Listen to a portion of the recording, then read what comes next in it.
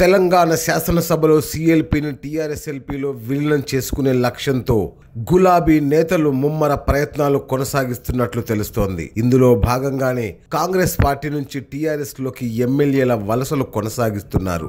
తాజాగా మరో కాంగ్రెస్ ఎమ్మెల్యే కొల్లాపూర్ హర్షవర్ధన్ కారెక్కారు. దీంతో గత ఎన్నికల్లో కాంగ్రెస్ నుంచి గెలిచి గులాబీ గూటికి చేరిన ఎమ్మెల్యేల సంఖ్య 9కి చేరింది. ఎమ్మెల్యేల వలసలతో తెలంగాణ శాసనసభలో ప్రతిపక్ష హోదాను కాంగ్రెస్ పార్టీ కోల్పోనుంది. మొన్నటి ఎన్నికల్లో 19 స్థానాల్లో గెలిచిన కాంగ్రెస్ పార్టీ ప్రధాన ప్రతిపక్షంగా నిలిచింది.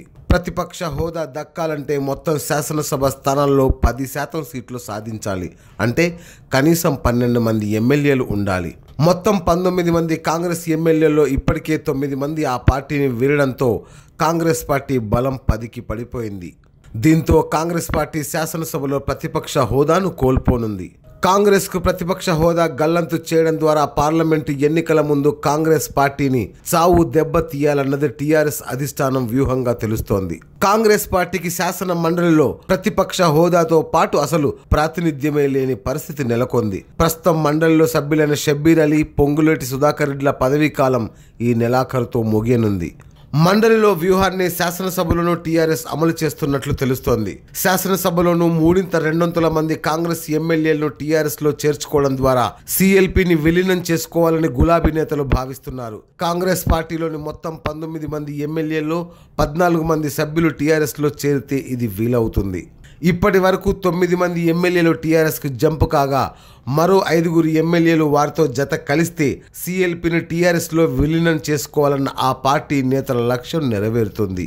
ఆ దిశగా గులాబీ నేతలు ప్రయత్నాలు కొనసాగిస్తున్నట్లు తెలుస్తోంది. 3/2 మంది పార్టీ నేతలు మరో పార్టీలో విలీనమైతే పార్టీ ఫిరాయింపుల నిరోధక చట్టం కింద చర్యలు తీసుకోవాల్సిన అవసరం ఉండదు. ఈ మధ్యకాలంలో కాంగ్రెస్ నుంచి టీఆర్ఎస్లోకి చేరిన ఎమ్మెల్యేలు రేగా కాంతారావు, ఆత్రం సక్కు, చిరుమర్తి లింగయ్య, బానోతు హరిప్రియ, సబితా ఇంద్రారెడ్డి, కందాల ఉపేందర్ రెడ్డి, సుధీర్ రెడ్డి, వనమా వెంకటేశ్వర్లు, హర్షవర్ధన్ రెడ్డి.